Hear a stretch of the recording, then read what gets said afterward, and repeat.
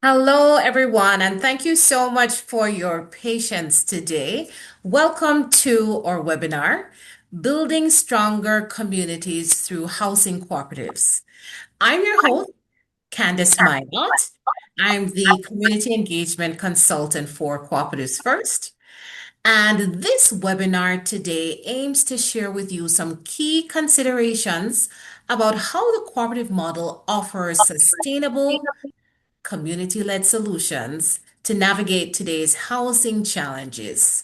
Today, we'll share with you how municipalities and local groups can initiate or support cooperative housing projects. Accessing funding and unlocking community assets is key, and how you can create affordable, resilient neighborhoods. So let's start by ensuring everyone is muted while we're all together. And we will also have lots of time for discussion as well. So make sure you know how to unmute yourself. Please use the chat function of this webinar to share your name and where you're joining us from. And ensure you've selected everyone so you are in private messaging and not addressing some unsuspecting participant. And before we begin, I'd like to do a land acknowledgement. So this event is taking place in a virtual space, and I would like to begin by acknowledging that we are located on Treaty 6 territory, home of the Cree, Saulteaux, Dene, Dakota, Lakota, Nakota, and Métis nations. We acknowledge that this land was not ceded, but that the purpose of the treaties was to ensure the land would be shared. So if this is your first event with Cooperatives First, welcome again. We're glad to meet you. Our business development organization supports and promotes cooperatives in Western Canada. We can do this through the generous support of our funder, Federated Cooperatives Limited. And if you're working with a co-op or just curious about how the co-op model might work where you are, get in touch with us. Supporting co-op startups with incorporation, business planning, and governance is what we do. So, without further ado, I'd like to introduce today's guest, Michael Norris. Now, Michael is the manager of Cooperative Housing Development at Cooperative Housing Federation of Canada. Michael leads CHF Canada's work to expand sustainable, affordable cooperative housing nationwide. With a strong focus on community building and strategic development, he advances initiatives that position cooperatives as key to Canada's affordable housing strategy. Michael works closely with partners such as CMHC and Finance Canada and is a frequent speaker at national forums on the future of cooperative housing. So join me today in welcoming Michael. If you can give him a virtual clap. Michael, it's such a pleasure to have you here today. Pleasure to be here. Okay, so for today's agenda, we're going to do three segments. We're going to talk a little bit about CHF Canada, about some current developments, about specific examples of cooperative housing projects, and we'll give you all a chance to ask your questions as well. So, our first question from Michael. Michael, can you start by giving us an overview of CHF Canada's mission and the role it plays in Canada's housing ecosystem?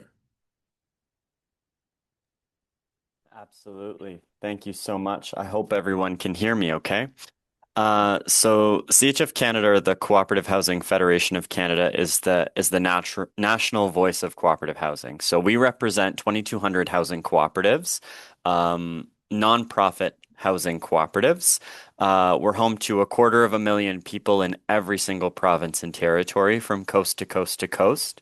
Cooperative housing is a well-documented success story, and so for over 50 years, having been established, CHF Canada in 1968, cooperatives have provided good quality and affordable housing owned and managed by community members who live there.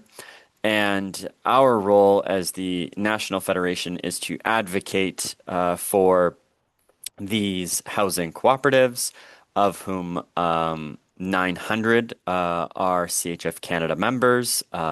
We have voluntary membership and partner with regional federations across this country, including in Quebec, to advocate at the national level for housing cooperatives and supports to housing cooperatives across this country. There are a number of regional issues as a result of the devolution of housing responsibilities to provinces and, in some instances, municipalities. And so we do keep our finger on the pulse of all of those instances, geographically speaking, across this country, and provide technical assistance, whether that's member service, governance support, asset and financial planning, development, as well as our public affairs office that does advocacy, recently securing the Cooperative Housing Development Program. So we work on all fronts to support the development and sustainability of cooperative housing across this country. Thank you so much, Michael. That's quite expansive. And you spoke about a lot of services there, but specifically, what types of technical assistant training or early stage development support does CHF Canada provide to groups or municipalities exploring co-op housing? Yeah, that's a good question. And it does depend where you are in the country. Because we do collaborate with groups like Cooperatives First on the governance support component of housing cooperative establishment, development, and audit, especially in the prairies. And we work with our regional federation partners, of which there is one in BC with CHF BC, two in Alberta, the Northern Alberta Cooperative Housing Association and the Southern Alberta Cooperative Housing Association, and in Saskatchewan with the Cooperative Housing Association of Saskatchewan to support co-op governance and establishment. We have a governance support service and a development support service that provides wraparound assistance to all groups seeking to get organized and prepare funding applications to grow their co-op or to sustain their co-op. And we can support groups across the continuum. So whether you're ideating your cooperative model for the very first time and you've reached out to a group like Cooperatives First with assistance for incorporation, or you're looking to procure a project team to deliver something within an existing housing cooperative or a new housing cooperative, we are able to support in that procurement and provide lists of experts, help evaluate project scope, and be an owner's representative to distill project reports, disseminate information to members, and ensure that decisions are made transparently. We understand that well-run governance is a beautiful thing, but it's often something that takes a lot of work. And so we're here to support you with that work. Okay, that's awesome. In terms of partners, you spoke about cooperatives first. So thank you so much for your support. But of course, you have other partners that you engage in, such as federal partners, such as this CMHC or Finance Canada, to contribute to national housing policy. So, how do you engage with these federal partners? Yeah, so recently CHF Canada co-designed the Cooperative Housing Development Program with CMHC. It was a long process, but eventually resulted in a $1.5 billion fund to support the cooperative housing movement and specifically cooperative housing development through new construction nationwide. We're very excited because when it was announced in 2024, it was the first federal investment in housing cooperatives in over 30 years. So we've been waiting a long, long time for this. Um, and uh, a- and we ensure that, this project was delivered through advocacy efforts in partnership with our regional and federal partners. And so continuing those advocacy efforts, both at a provincial and a federal level, to ensure that there is alignment between the delivery of these programs to support affordability and immediate affordability of housing development and construction across this country, supporting acquisition, conversions, and mergers, as well as the overall vitality of governance within the sector. So that's how we work principally with CMHC, as well as looking to the future for partnership with new entities that are in the housing space. We look at Build Canada Homes with much interest, evidently, as I'm sure many of you do as well, and work with regional, provincial housing partners, as well as in some provinces, municipal housing partners. So happy to work with all three levels of government. Right. Okay. So, for our economic development community and municipal leaders represented here, they're exploring various options. So, from your perspective, what distinguishes cooperative housing from other nonprofit or affordable housing models?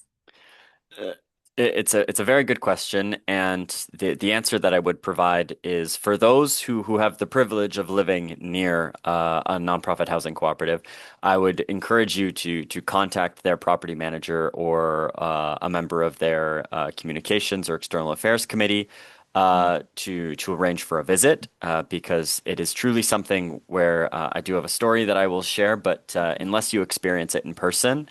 Yeah. Um, there's no other way to really convey the value and what distinguishes cooperative housing from any other type of housing on the market. And the story that I will explain, I was actually at a co-op last week. And whenever I visit co-ops and I do site visits, I ask board members or committee members or property managers about any recent stories um, of updates of what's happening in the community. And in this particular instance, this was a co-op in southwestern Ontario. Um, there was a story that one of the committee members was telling me about a local resident member, beloved to the whole community, that was diagnosed with a brain tumor, a very challenging diagnosis, evidently, and spoke to me about how the community members mobilized with a meal train, Wow. rides to the hospital to support this member. Mm, There were check-ins and calls, and throughout their surgery and recovery, and upon successful recovery, there was actually a social committee within this cooperative that organized a party, and it sounds quite it sounds quite extensive, and it was, but they designed like a throne for this person in their co-op community hall, and they arranged a luncheon and a party for the entire cooperative community, and all of the members came out to celebrate the successful recovery of this particular member, and it was a very, very emotional and moving event and an experience for all of those involved. And so this is what community is about. This is what co-op housing demonstrates, those principles of cooperation and that concern for each other is just something that within cooperatives you don't necessarily see outside of them in my personal mm, experience. And a lot of that can be the result of, when folks ask me about, the difference between cooperative housing and nonprofit housing, you don't often have, governance that is directly involved with membership and residency. And so you often have governors or members of the board of directors who are uniquely invested in the preservation and sustainability of the organization. But sometimes that doesn't necessarily translate into the people and the residents right. that actually call that place home. And so for me, that's the difference that nonprofit housing cooperatives bring. Right. Co-ops are so unique. And, that was such a powerful story showing you the impact of cooperative housing. So, with our groups here today, there are a lot of challenges a lot of barriers. It's very daunting, this whole process. So, what are some of the biggest capacity gaps or challenges you see emerging co-ops face in the early stages? Yeah, I think if I were to ask that question to those present here today, I'm sure one word would come back in a number of instances, and that would be, potentially funding, or capacity funding or pre-development funding or access to land. Those are two notable capacity gaps or challenges that we see. But speaking to the actual governance capacity, this is where I really like to start. There are many, many groups who do not necessarily have the policies, standard operating procedures that are required to undertake if we're looking at acquisition or new construction, for example, a large capital project. There's a lot of, written infrastructure and decision making and power of authority of procurement. Mhm. Um, different decision powers and authorities that need to be laid out within the governance process and committees established prior to being able to absorb a large amount of capacity funding or capital funding, or to even procure a piece of land. And so that's where I really like to start. Project teams are often too small to build out that infrastructure. It can result in a lack of continuity, a lack of a plan, an unestablished relationship with the local partners required to leverage local infrastructure, land, or funding opportunities. And so I see a lot of groups go straight to that funding and land acquisition part. And I would say some of our work is taking a step back from those things, making sure that the governance and the social infrastructure is there so that the land and the funding, when deployed, can be efficiently delivered to afford for the highest quality housing once the project is substantially complete. So I would say we spend a great deal of time and effort with groups building out that governance infrastructure prior to a cent even being spent, and um, Right. and we often encourage folks to focus on that specifically, as opposed to going directly to incorporation and opening your bank account, which result in fees and inevitable hiring of an accountant and Right. tax issues and compliance and all of these things that you then focus your effort on before having established your governance procedures. Mhm. And I think that's such a good point because, when you think about longevity and sustainability, governance really helps to give you that great foundation. So that was an excellent point, Michael. So, just switching gears now, there is so much happening at the federal level in terms of priorities. We just had our budget being unveiled, and we are really anxious and excited to hear about how this has affected, your organization. And primarily, the current federal budget has made housing a central pillar. So, what stands out most in the budget for the cooperative housing sector from your perspective? I think there is a commitment, and again, I'm not a public affairs expert, and so I defer in these situations generally to my public affairs team. But what I've been hearing is that this is a priority for this government, and it was made a priority through the establishment of what appears to be this Build Canada Homes organization. In the budget, one of the things that surprised us the most is we were working with a partner, a community partner on the delivery of a mixed use housing initiative. We really appreciate the opportunity to be able to collaborate with nonprofit housing co-ops on the delivery of, residential infrastructure, but also social infrastructure and community infrastructure.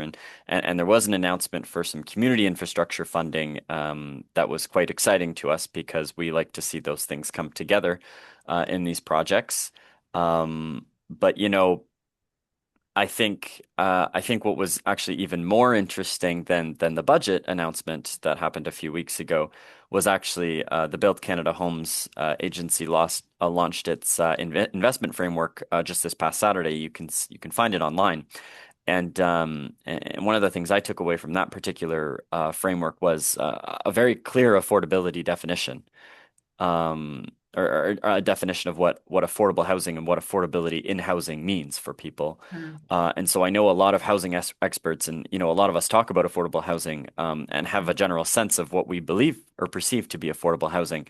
But it was nice to see a central document acknowledge a definition that I think is so widespread, in terms of adoption and understanding, Hmm. to give us, as housers, if I may say, language to be able to explain to people what affordable housing really is.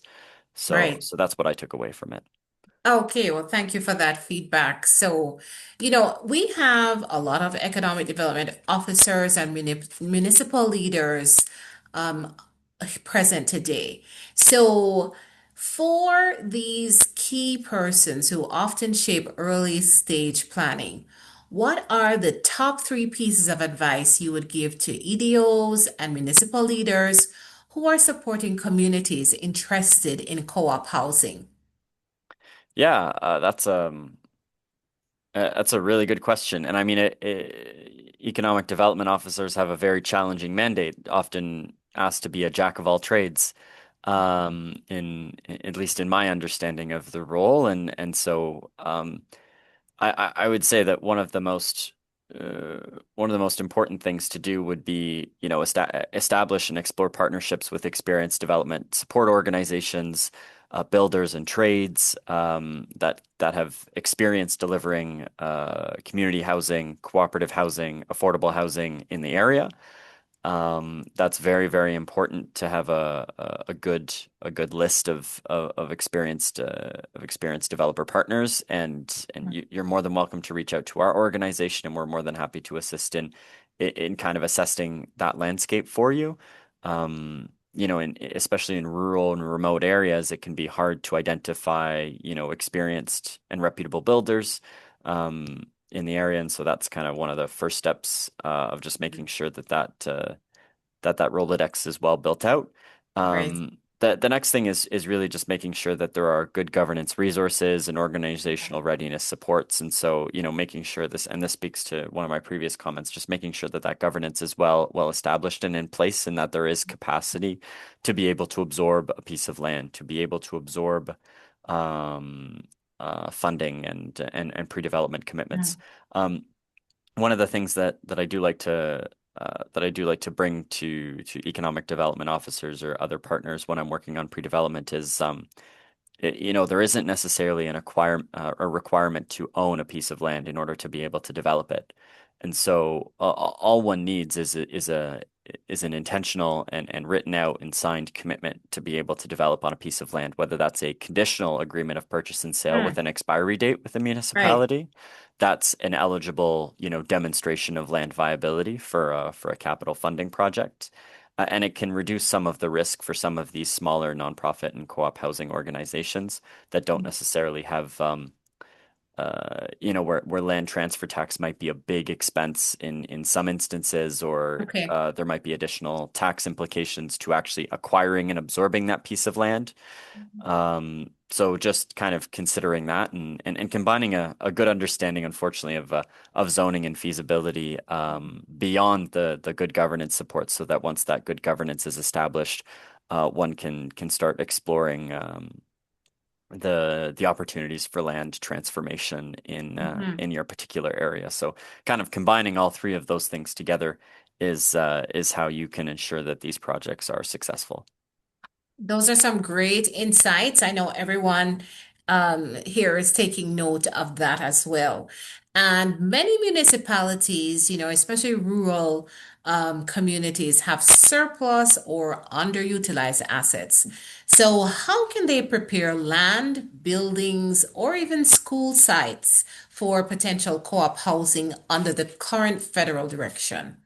Yeah, so we often play the role of matchmaker at CHF Canada, where we have municipalities reach out to us or regional organizations reach out to us and say, well, we have land and we want to put it to work. Mhm. Um, and then our role is taking those organizations and putting them in touch with either, some of our regional partners who are working with co-op groups that are seeking to establish, or some groups that we're supporting directly, depending on where we are in the country. And kind of just doing that matchmaking to ensure that they have the governance capacity to be able to manage those opportunities and absorb them, and then to transform those pieces of land. And I do just want to bring to the attention of everyone on the call that conversions are CHDP, or Cooperative Housing Development Program, eligible projects. And so whether you have a municipal building, a school site, a road piece of land, Mhm. all of these opportunities can be transformed via this program into affordable and cooperative housing. Um, but Right. how to prepare it, I would Hmm. just say specifically having a good understanding of the land is instrumental. And so if you can do land evaluations, appraisals, site assessments, geotechnical reports, those are things that are very, very important, because, some pieces of land just can't be built on. The rock is too deep, or there is Mhm. contamination on the site, and there's substantial remediation that is required. Another thing for older buildings is, doing a designated substance survey. A lot of older Okay. buildings built in the 60s, 70s, or earlier have asbestos in them. All of that asbestos needs to be taken out before you can actually Mhm. demolish the building. And so ensuring that you have a good understanding of what the makeup of that particular building is and the costs that would be involved helps you Okay. prioritize maybe between multiple pieces of land. Okay, so thank you for those key elements. I do believe you've really opened the door for some great questions. We're getting some questions already in the chat. And before we open up the Q&A section, I know we discussed showing our community here some examples. So, we'd love to see more about the work that you're doing. And I know you have a presentation you want to share. And you also have some team members who may be present. If not, you can proceed with that. But I think it's important for our community here to see examples of housing projects and to get some more insight from you in terms of, what has made these projects viable and successful. So, Michael, feel free to share. Yeah, absolutely. So it is in PDF format, and I'd be happy to walk through it. And then if my Mhm. colleagues have anything to add, they're more than welcome to. But I'll take the lead on this one. Um, the first project, and this is the first cooperative housing development program approved project. It's in Upper Hammonds, Nova Scotia. So we're going fairly far east for this one. And you have a rendering there on the left. I didn't include any construction photos, but they have broken ground, and the entire foundation has been constructed prior to the winter, and so they will complete the skin of the building and the envelope in the spring of next year. But the Upper Hammonds Plains Housing Cooperative is a black-led organization that is reclaiming what was originally farmland that was used by settlers, um, and specifically black settlers to the region. And it's 136 units. The affordability is all of the units are at or below 100% of the median market rent, and a cost per unit of $447,000. One of the great things about this organization is they've existed just under 3 years now. They didn't require any other funding from any other organization or entity in order to be able to facilitate this development. And so if you look at, de-risking a project, this is a new organization. They don't have any other funding. They had a conditional agreement of purchase and sale on the property. This is probably a project that doesn't get through the door on with any major private lender, but Mhm. the cooperative housing development program came to the table and provided, you know, 65-ish thousand or 65-ish million dollars to be Mhm. able to deliver 136 Wow. units of primarily two-bedroom units. And so this is missing middle housing that they are building. This is cooperative housing that they're building, and I'd be happy to send Candice some construction photos if folks are interested.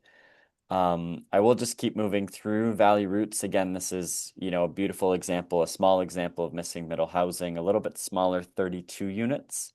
One of the things that's great about this particular development, and I'm waiting on some construction photos because construction has started. It's been undergoing for the past 6 months.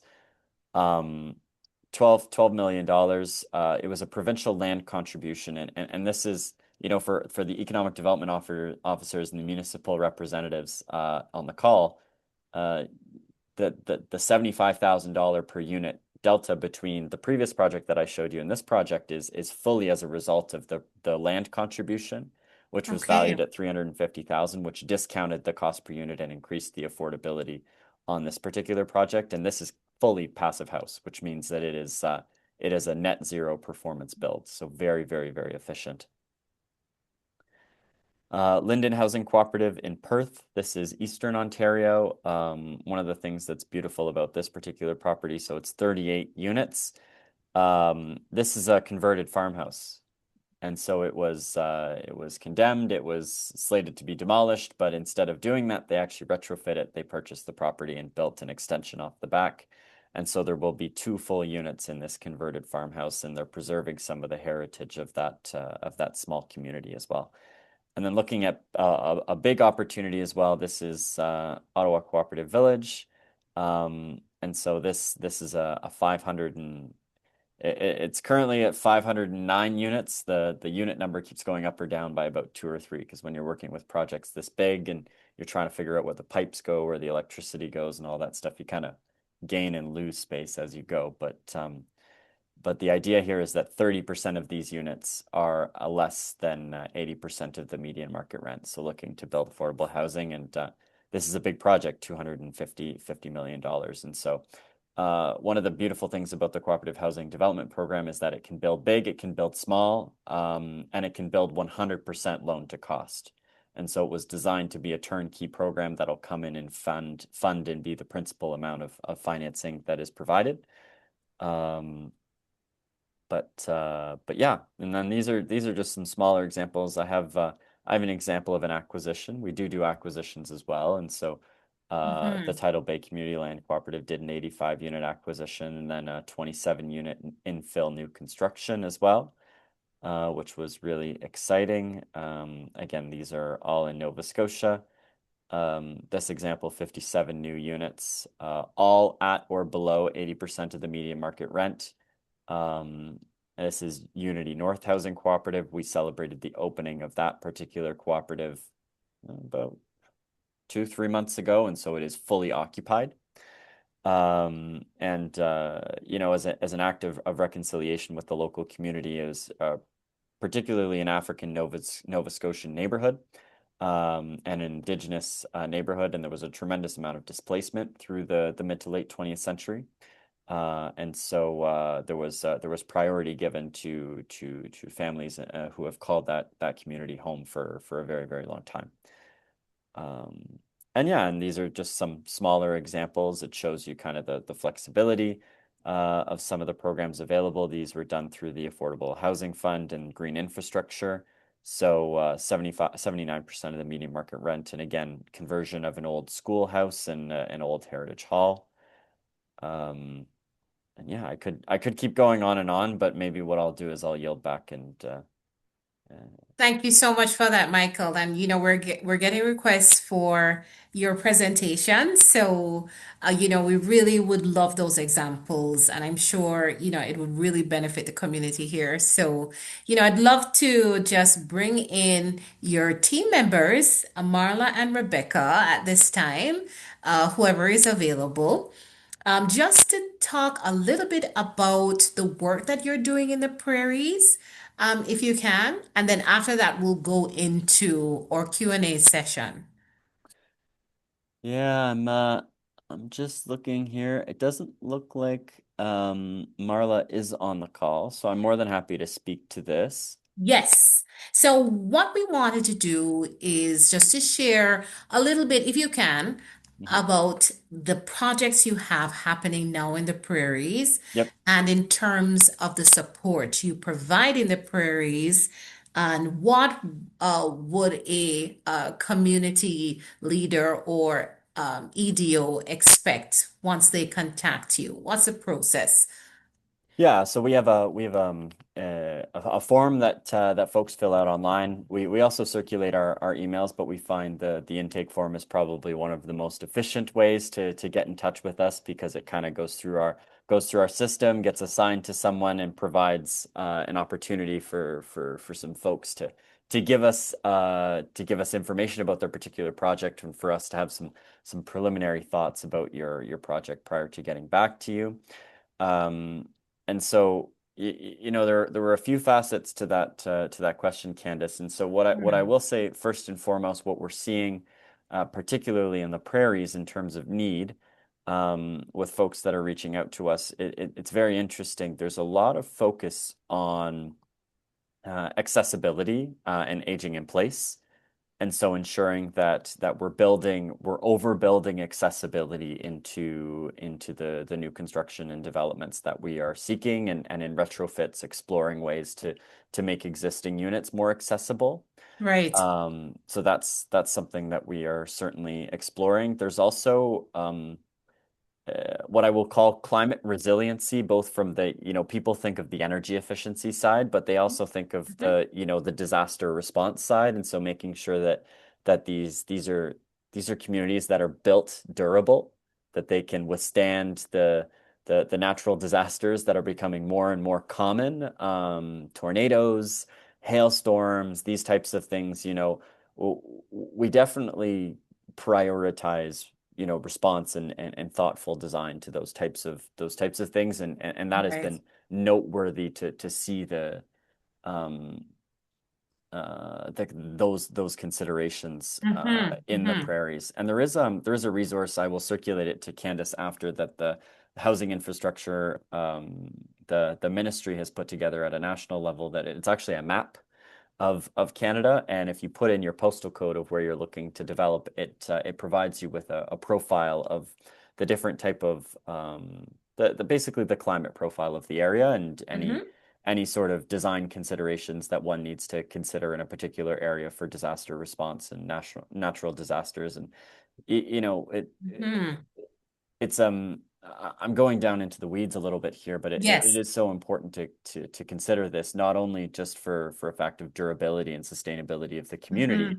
but also your insurance premiums. Your insurer will be very, very pleased that you've considered these facts in terms of the design build, and you might even get a reduced premium as a result.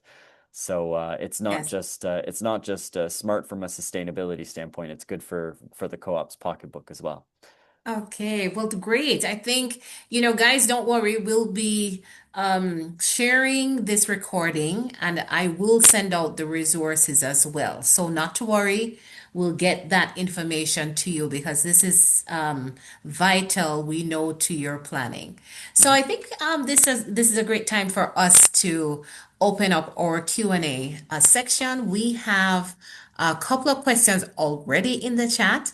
I just want to thank my colleague Kevin, who has been managing the chat, and we will start there. If you do have questions and you'd like to open your mic and speak directly to Michael, please just raise your hand and we will indicate when you can speak. But we'll start with our questions in the chat first. So our first question came early up from Dwayne, and he's asking, in terms of land, he said, so consult with City Hall first regarding available land.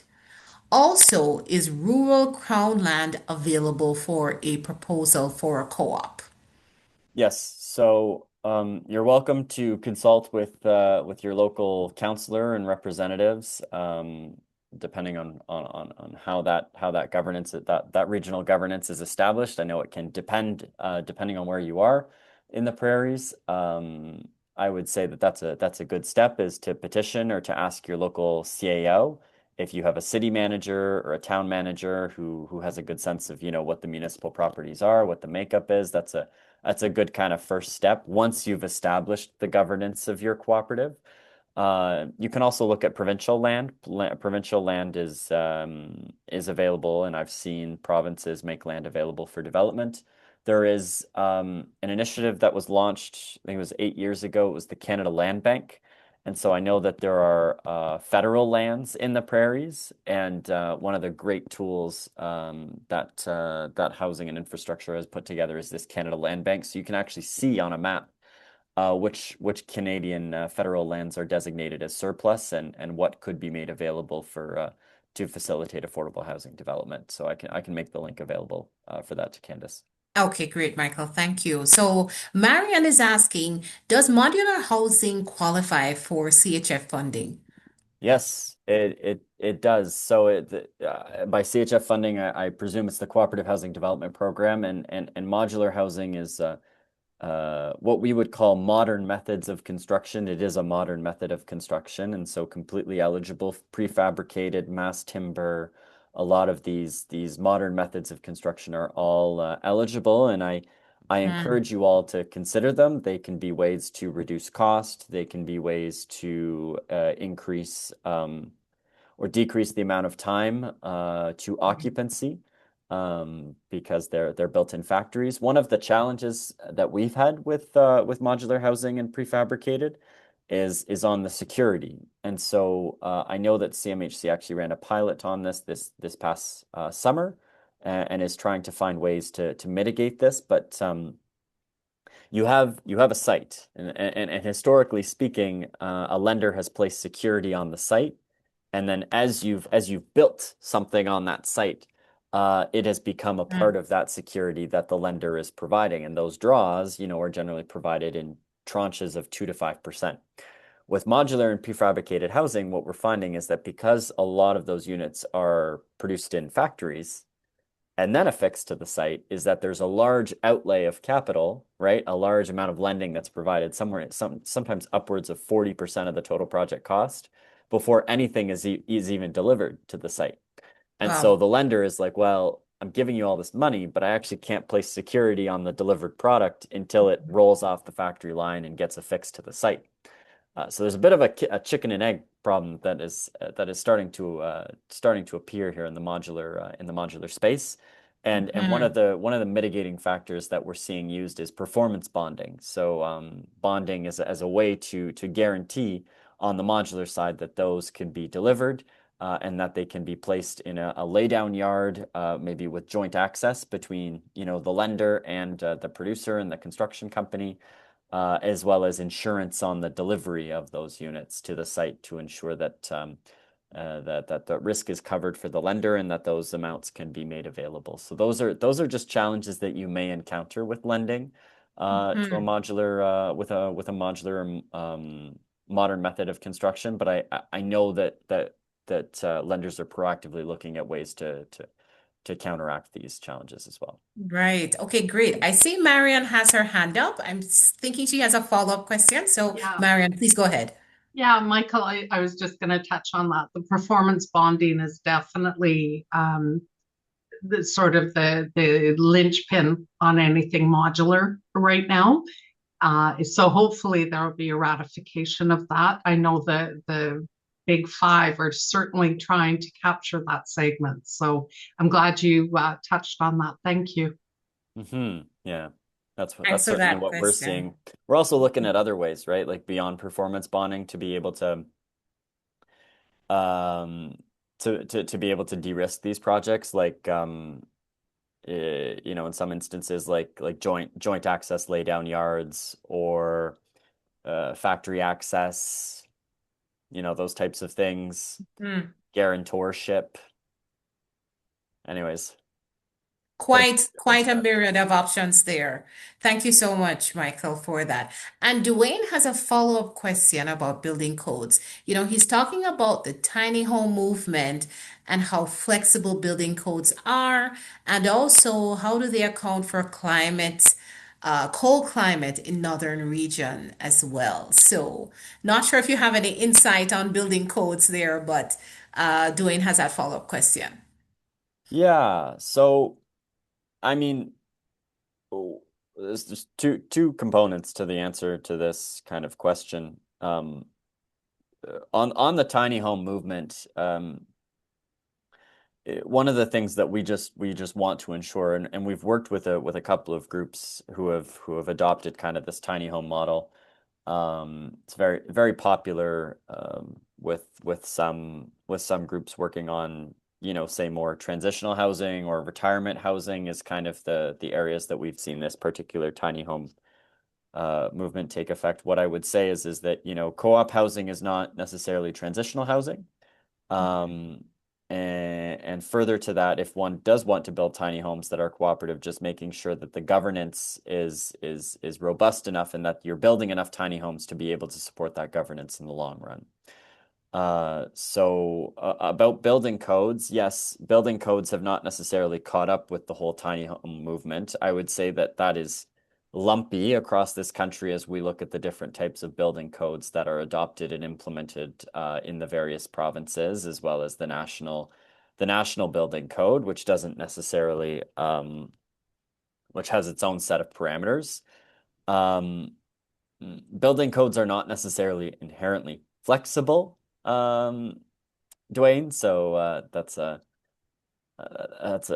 just a challenge that we are facing, and it's one of the reasons why, it can be a challenge to deliver these types of housing, or it can be even a challenge to deliver modern methods of construction as a result of it needing to be up to code.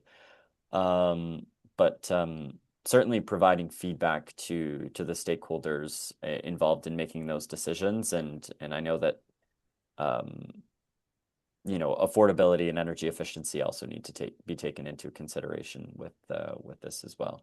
So there are Yeah, good exceptions point. for northern communities. Mhm. Taking into consideration cold climate, generally speaking, heat pumps are only functional down to -35 Celsius. And so once you get beyond that, you need to start look at alternative methods of heating and ventilation. So I know that there are flexibilities on that, Mhm. and within the cooperative housing development program, and I would say that it's quite case by case. Right. So we want to thank Don for that question. Thank you so much, Don, for that was, great in terms of providing that perspective. So Glennis, she has a question. Can you provide any examples of co-op housing improving health or social outcomes in communities? Yeah, anecdotally, I shared the story earlier on in this webinar. Um, I strongly believe that it is anecdotal evidence to, co-op housing improving the health and social outcome in that particular community in southwestern Ontario. I don't have any statistics off the top of my head, um, that I can think of particularly, but one of the things I will speak to in cooperative housing is security of tenure being very, very important, um, to the social determinants of health, right? And housing, secure and sustainable housing being one of the social determinants of health, and the fact that cooperative housing provides security of tenure, is such an important factor in ensuring that people have a safe place to live. Um, and the fact that cooperative housing is at cost housing ensures that that housing can be provided generationally and intergenerationally, and ensure that members are served by their cooperative housing corporations and the community governance associated with them for a very, very long time. And I mean, the fact that we are, having to work with our members to address aging in place challenges is both, a unique challenge in itself, but it's also a testament to the fact that people love living in co-op housing, and they don't want they want to live in co-op housing for the rest of their lives. And Hmm. so, making sure that folks can do that Right. justifiably, and ensuring that yes, accessibility is overbuilt in future Mhm. developments, and accounting for that.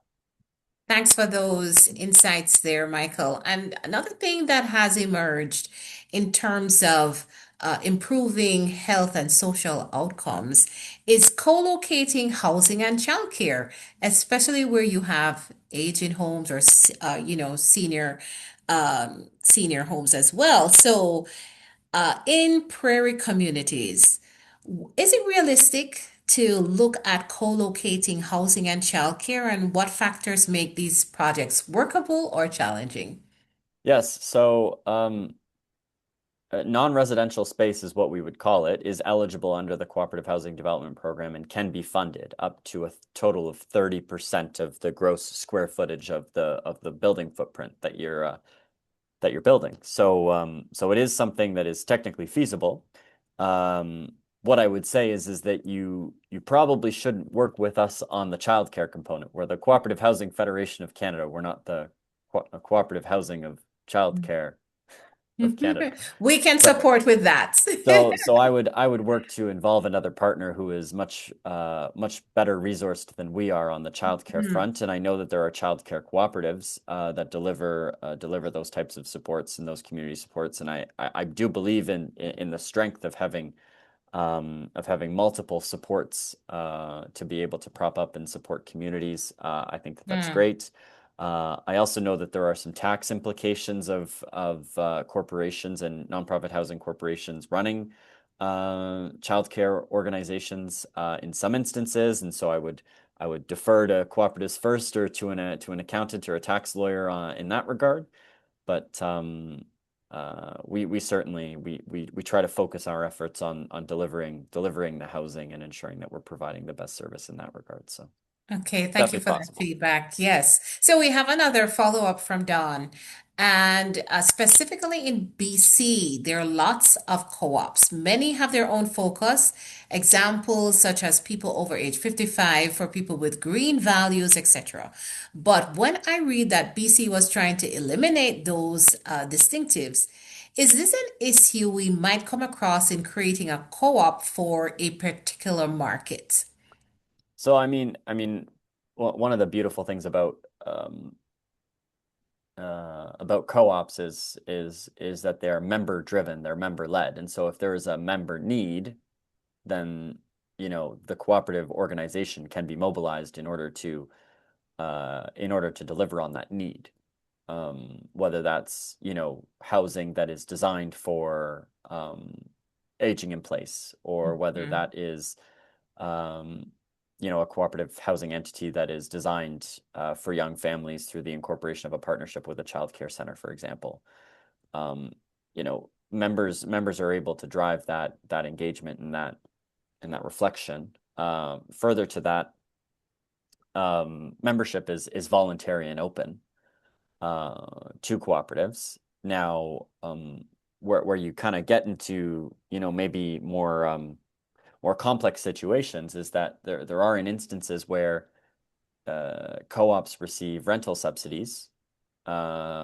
housing subsidies from government organizations, and these require certain uh, obligations on behalf of the co-op to take membership off of the centralized waiting list, for example. Okay. And this results in membership being voluntary and open, but also there is requirements under contribution and funding commitments to be able to provide service to certain groups. And so while I've seen cooperatives mobilize to provide a full-scale community to these individuals who are in desperate need of that community, and to a lot of it comes down to onboarding. Mhm. Um, I don't think it is an issue necessarily that would that would be conveyed when you're creating a co-op, so long as your governance practices are well established and that you're onboarding members appropriately. Because Okay. if you communicate at the onset, the expectations of what it is to live in a cooperative, in some of these instances where groups Mhm. are um, and I'm running out of time here, coming off the centralized waiting list and moving into a co-op and having no idea what a co-op is at the onset, if you're taking that opportunity to welcome them into a community and to communicate to them what co-op living is, Right. you're more than likely to have have those expectations be realized in Mm-hmm. terms of community and local involvement and governance than if that onboarding were to never happen at all, because Right. they may never have known. I think that's such a key point to make, Michael. And I think, in wrapping up, I'd like you to leave with us um, for prairie communities that are just beginning to explore cooperative housing. They probably have their committees established already looking at this. What practical first step would you recommend they take? Yeah, this is a good question. I will make a general response and then I'll speak to a specific component that I had mentioned earlier in our discussion today. It's really important just to assess your strengths, what you have, determine your gaps, and then to find help with filling those gaps. I would invite you all to fill out our intake form on our website. I can maybe just pop it in the chat quickly Sure. while I'm wrapping up here. We are more than happy to partner with you folks in evaluating opportunities that you have or speaking to community groups or doing presentations like this. We are more than happy to help. So that's kind of the general answer, but specifically, one of the things that I would like to bring to the attention of municipalities, because I think this is often overlooked, is the Cooperative Housing Development Program can fund remediation of sites. It is an eligible expense. One of the challenges with that is that CMHC as a policy does not place security on unremediated sites. And so there's a bit of a chicken and egg again here where it's like, okay, well, they can fund remediation, but if they can't place security on a site, then they're not going to give you any money, right? Municipalities can partner with cooperative housing organizations to fund that remediation and be reimbursed. And they can be reimbursed by CMHC through this program. And where this is so transformational for municipalities is that a remediated site is so much more useful to a municipality than an unremediated site. Understanding that Sure. some sites cannot be substantially remediated. This is an Mhm. incredible opportunity for municipalities to leverage the lands at your disposal and to make them work a little bit harder. And so I would Yeah. invite you to do exactly that. Look at your properties and see how you can partner with community organizations and us to make your land work a little bit harder. Well, Michael, I want to thank you today for such a very insightful presentation. You really gave us a lot of things to unpack. And I'm sure, you'll get a lot of responses. So just to remind you all, Michael has dropped the contact for CHF Canada in the chat. I've also put in our request for support form. So if you're looking at incorporation, you need some support, we can help. And, just as Michael reiterated there, assess your strengths, fill the gaps, also look at partnerships. And we hope to support you in your co-op housing development goals. So thank you so much, Michael, for giving us your time today. And I want to thank my colleague Kevin for his support and for all of you who joined. We will be resharing this webinar and the resources as well that we've promised. So thank you all for joining and do have a wonderful day. Bye now. Thank you, everyone. Hey, everyone.